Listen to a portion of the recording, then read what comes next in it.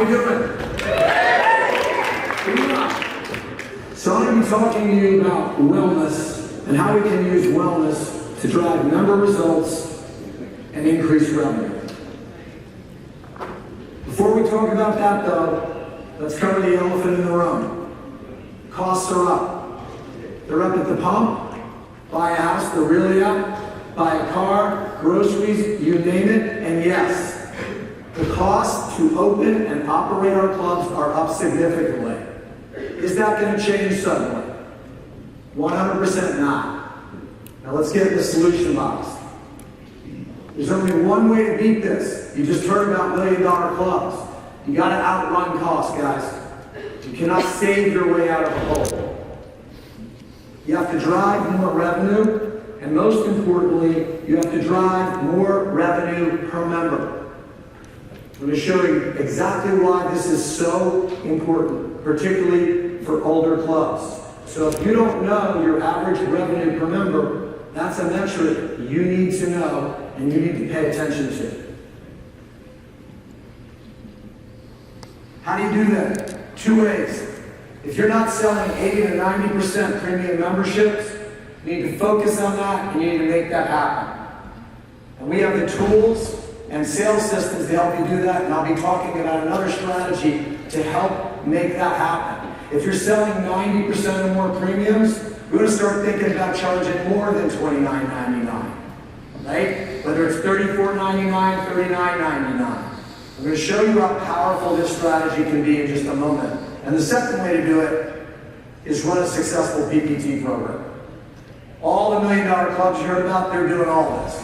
They're doing all this. Everyone in here can make this happen in their club. You have to focus on it, you have to want it. So, how big of an impact can selling more premiums have on your draft over the long term? The answer is a very big one. Let's talk about attrition for a moment. If one of our clubs has 2,000 members on January 1st in any given year, of those 2,000 individuals, how many of them will not be there at the end of the year? Someone tell me. About how many? You have 2,000 members January 1st. Of those 2,000 individuals, at the end of the year, how many will not be there? About 1,000.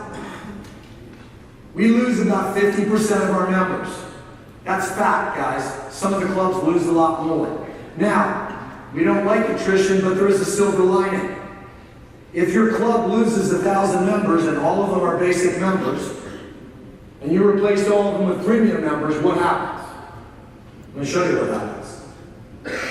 So let's look at a club here. This club has 1,750 members.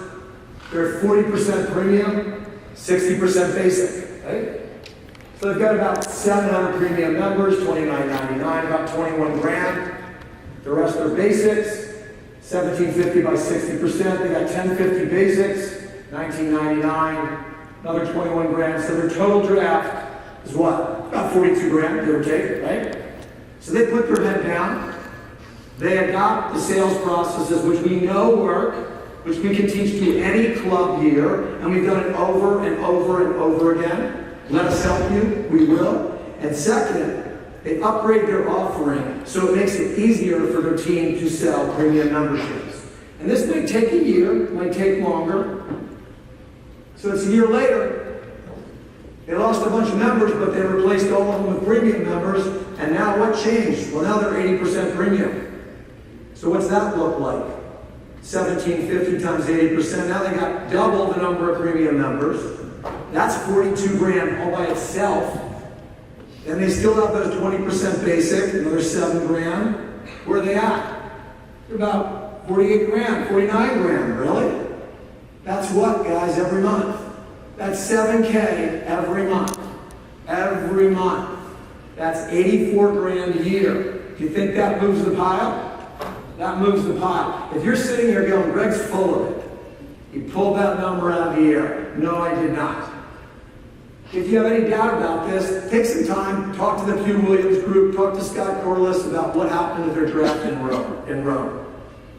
Picked up the club, what they do. They cleaned it up, they didn't do anything earth-shattering, they made sure they had some decent amenities, put their head down. Your leader, I think they more than doubled the draft. So if you're sitting here going, I can't do this, you're wrong. You're wrong. You can do it. So now let's dig into the wellness opportunity. What the heck is wellness anyway? And what I'm sharing with you is from McKinsey report. They surveyed about 7,500 consumers in 6 countries. And I love this slide because I think it's the way for you to understand wellness, the 6 dimensions of wellness. So start looking on the left-hand side, better health. Is being healthy part of being well? Guys, of course it is, right? Has it been important to consumers? It's always been important to consumers. It's even more important now, post-COVID. What about fitness? That's our business. It's what we do. Is fitness important to consumers? Yeah, it is. It is. Better nutrition. You can't outrun a bad diet, right? You know that? There's more and more consumer awareness that, hey, what I put in my mouth matters. And they need help making those decisions. Appearance, it's always been a motivator, right? One of the things that you really see it and emphasis on is skin health. Can exercise improve skin health? Yes, it can. What else can improve skin health that we have in our clubs? Anybody tell me? How about Beauty Angel, Red Light? Didn't know that? You need to know that. You need to spend some time with it. Absolutely. Improves the quality of your skin. No question. Better sleep. We all know this. What happens when you get a crappy night's sleep? How's the next day? It sucks, right? It sucks. You're slow, you can't perform. Guys, it's way bigger than that. Did you know that chronic lack of sleep directly contributes to heart attacks and stroke? It's way beyond I don't feel good. It kills people. Sleep is a big deal. Are you talking to people about how they're sleeping? Are you talking to them about how exercise and some other things we do can help them improve the duration and quality of their sleep? You're going to want to start talking about that if you're not. Better mindfulness, the last quote up there. Mindfulness refers to something that people get confused about. Mindfulness is being in the present moment. Now, if I sit here and I look anyone in the face directly, and he's looking at me, he knows right away whether my mind is wandering or whether I'm in the present moment. As human beings, we spend a lot of time regretting mistakes we made in the past. By the way, is that a productive strategy? It's a 100% not a productive strategy. Regretting what you did wrong in the past is a useless strategy that brings you stress and misery.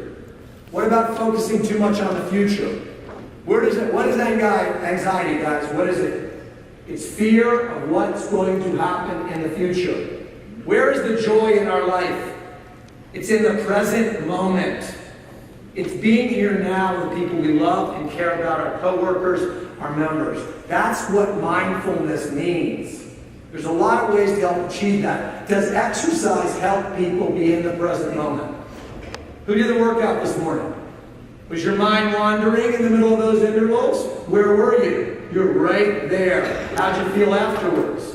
Awesome, right? It's not just the physiology, it changes mental health. Mental health is a big deal. So let's go over some findings from this McKinsey research. First of all, global wellness market. They value it at over 1.5 trillion. What's a trillion? It's 1,000 billion. 1.5 thousand billion dollars.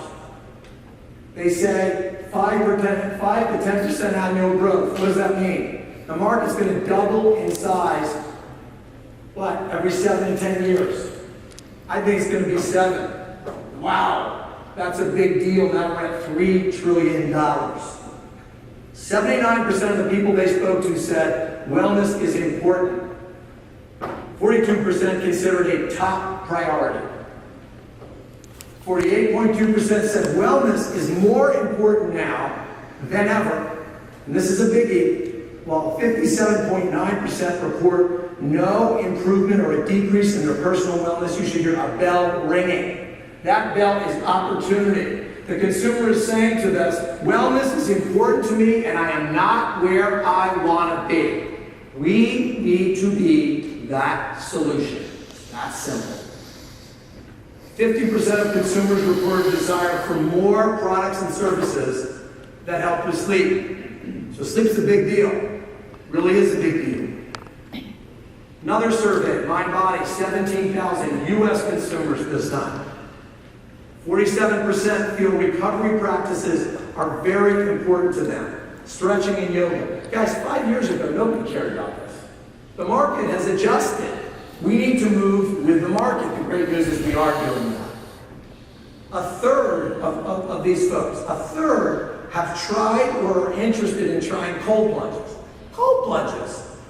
Guys, this wasn't being mentioned 3 years ago. Is cold therapy, whether it's cryo, cold plunge, the cryo lounge, is it a valid, proven therapy system? The answer is yes. Can it impact physiology and health in an amazing way? Absolutely.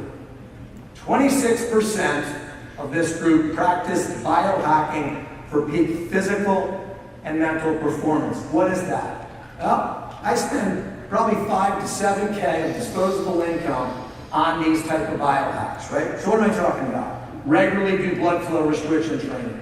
Regularly near infrared and red light therapy. PEMF, which is pulsed electromagnetic field therapy. I could go on and on and on. I'm not the only one. That's 26%. That number is going to grow. We have to understand these trends and be able to capitalize on them. This is another big trend.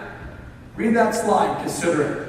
They're saying the global population over 65 is going to go up by 500 to 600 million people in the next 15 to 20 years. Guys, that's happening. Period. That is going to happen. There's no doubt about it, right? Now, within that group, there's a group that I'm a member of, and they're baby boomers. A lot of baby boomers in this room, right? 20% of the US population is baby boomers like me. Guess what, though? We have 70% of the wealth. 70%. You want a piece of that? Do you want a piece of that? Yes, you want a piece of that. You have to understand what's important to people like me with gray hair, what makes my motor run, how to talk to me, market to me effectively, and you know what? I'll pull my wallet out. I'll pull my wallet out. So I want you to think about this group. Right now, how many people watch Dennis Holcomb's Metrics That Matter every month? He goes over all the metrics. Who are we selling to mostly? 18 to 39. Is that a bad thing? No, it's not a bad thing. But I submit to you, there's where we are now, and then there's where we want to be, and then there's where we need to be. If the population is aging, there's a lot of these folks, what do you need to start thinking about? You need to start thinking about them. By the way, who is the highest lifetime value of our members? And Dennis is going to show you a real breakdown. Guess what? It's gray hair. We stay longer and we spend more money. Got it? We stay longer and we spend more money. So something you want to consider. Tend to have higher retention. A thing that's important to baby boomers and a lot of people is group activities, right? So we're going to be talking about ways that you can provide group activities without breaking the payroll bank. So this slide looks really complicated, but it's not. I want you to look in the upper left where it says, requires discipline and exertion, active. Everything above that line, and by the way, this slide is from a good friend of ours, Blair McCaney. You guys heard him last year. Right? Gardening, stretching, walking, running, cross-country skiing, biking, hiking, yoga, group fitness, weight training, cardio, functional, adventure racing. All of it requires what? Discipline and exertion. Am I right? It's the way it is. Right? Now go back to the left-hand side. Under the line it says passive. May require discipline but not exertion. Let's take IV therapy. What do I need to do when I do IV therapy? Sit in a chair. When I use the massage chairs we have, I use hydro massage. Do I need to do anything? Are they popular activities, these activities? Why are they popular? Because it doesn't take so much effort. I want you to look at the bottom of the left-hand side. It says IDGAS. Guess what that stands for? I don't give a... It's a group of people that aren't going to move, you understand? We are never going to get them, right? And go all the way to the right. It says the few. What percentage of Americans belong to a health club? Anybody tell me? 22. 22 is a great year. How much has that changed, by the way, in the last 10 or 15 years? It has not moved, like Quebec can tell you, one bit. Wow, we went from 20 to 22. Woo! Guys, what's bigger, 20 or 80? What if we got 10% of the 80%? Where would we be? A lot of owners would be out on their boats in the Bahamas retired. That's where we'd be. I want you to think about something. The 80%, who are they? They're overweight. Many of them are obese, high blood pressure, on the verge of or have adult onset diabetes. They probably have sleep apnea. How is their mental state? How do you think their mental state is? It sucks. Hey, come on in our club, work your butt off for 6 months, 3 days a week, and everything's going to be fine. What if we messaged to that group a little bit differently and said, come in here, try a hydro massage, try red light, and see how you feel. Feel better now. So I want you to think about the opportunity here. No one's cracked that egg, but it's a big egg, and there's a lot of opportunity if we can do some of that. We have a lot of premium wellness amenities. Steve whipped through them. I want to cover them again because they're important. I'm not here trying to sell you any amenity. I'm here to bring you choices that you need to consider and think, what am I going to do in my club? What makes sense in my club? Hydro massage lounge, obviously part of our model, very heavily used. How many people look at my monthly hydro massage usage report? Anybody? Right? You should be. Because if you've got a hydro massage and your team's not using it on the tours, is that something you want to know? Of course you want to know. Because if they're not using it, you're not going to sell premiums. The Cryo Lounge, brand new, definitely want to try that out. The Relaxed Wellness Space Pods, definitely want to try that out as well. Steiku, in most of our clubs. Steiku by itself can get a member to choose the premium membership. Why? Because Steiku shows the member where they are, shows their progress in a way that's very easy for a member to understand. So a great amenity. Beauty Angel, red light, and whole body vibration. Two technologies. Red light's real. Is whole body vibration real? Has it been heavily studied? Are there proven big physiological and mental health benefits to whole body vibration? There are. That's why people feel better, even if they don't know what it's doing, when they go use a red light unit. They feel better. Human touch massage chairs, a big hit. A big hit. I don't know anyone that doesn't like hydro with them. Everybody likes them. It feels awesome. Right? Saunas, infrared and traditionals. Guys, sauna is so beneficial. It's the only thing I know that literally rivals exercise in terms of longevity, health, and wellness benefits, right? A fantastic measure. Theragun percussive therapy. How pervasive is this? It's everywhere. Everyone sees massage guns. Can access to Theragun, if properly presented, convince me to spend that extra $10 for premium membership all day long. All day long, if you're presenting it properly. Fitness on demand, having talked to them, they're how you provide classes without busting the bank on the payroll. If you haven't stopped by and talk to them. A new entry, a new approved vendor, Echelon. Think Echelon, think Peloton for commercial. Not just video on demand classes, there are live classes. Their content is amazing. Stop by, talk to them, see if this might be something that's a good fit for your club. And then last but not least, right, classes, right? Sprint 8, other approved classes. For the clubs doing that well, who understand how to do that, that's an awesome amenity. So there's a whole plate of what I'd like to call wellness amenities available to you and your club. When we're choosing these amenities, if you have something you want to see approved, come to me. This is the process we will go through as an executive team. First thing, is there scientific evidence that it produces tangible benefits? Yes? Great. But can it bring a high ROI in our clubs? Not some other brand, in our clubs. How do we know that? We put it in the clubs, we test it, and it either works or it doesn't. And then last but not least, you gotta be dealing with a company that's gonna back their product and service and provide significant discounts along with excellent service to our franchise partners. If all those things are true, it's coming in. That's simple. That's how we make decisions, so you understand.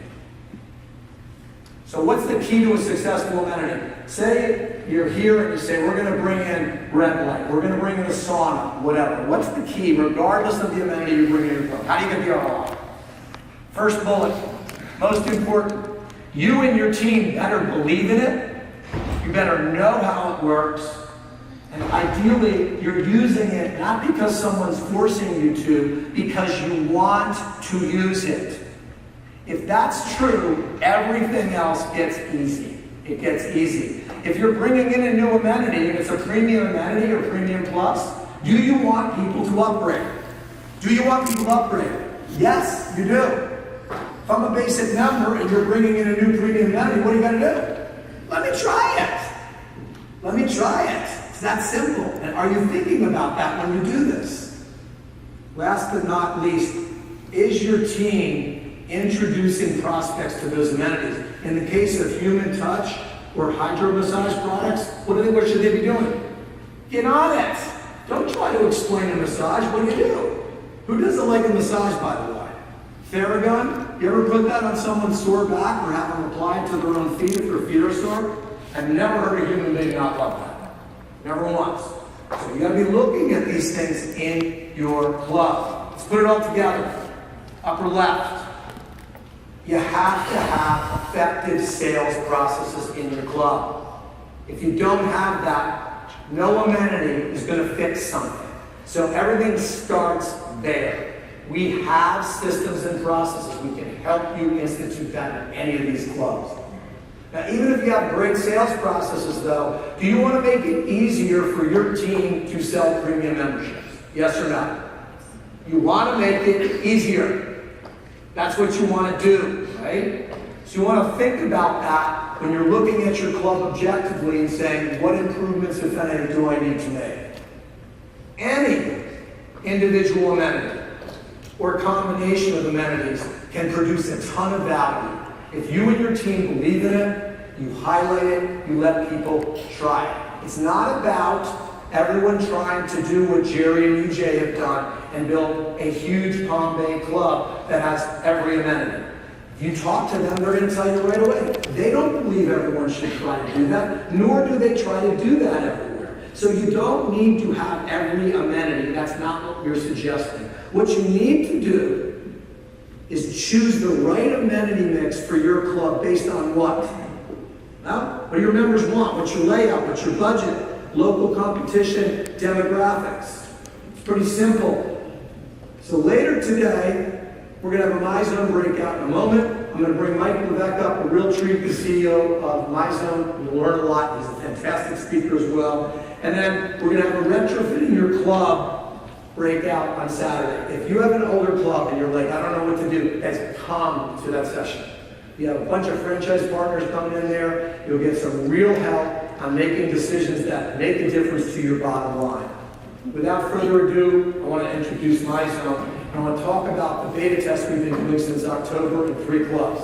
Princeton, Texas, John Waskow is here. Leeds, Alabama, Rachel Barella, Stephen Elliott's club. They're here as well that you can talk to. And last but not least, Amanda and Patrick McBrayer in North Cumming. So I'm going to let their words speak to us. And this is direct quotes from them. This is from Amanda.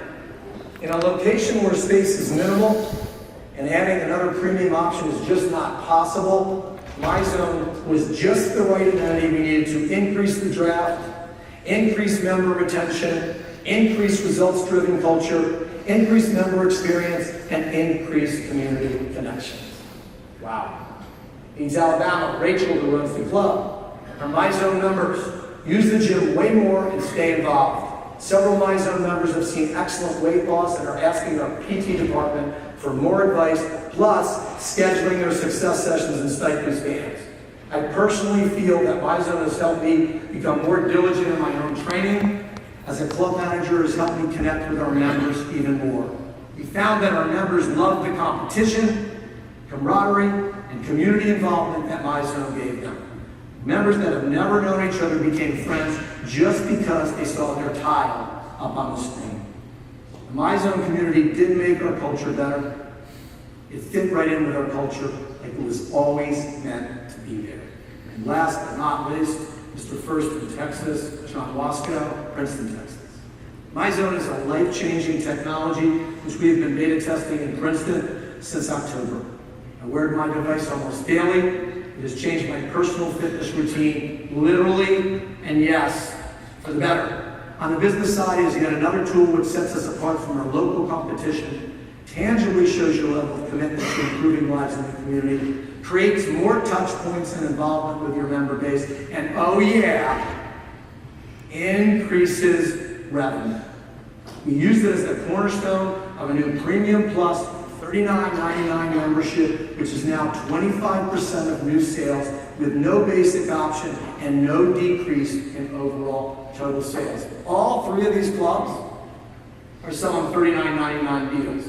Am I telling you that every club should try to do that? I'm not saying that, right? What did I say? What's the first thing? Let's sell a lot of premiums. If we can get away with it, what do we want to do? Build value and go up to that. Because, guys, if you fix revenue per head, if you make that number go high enough, it's going to fix all of your problems. I'm going to invite Michael back up. He'll be up. We'll play a short video for him. We're off to the races.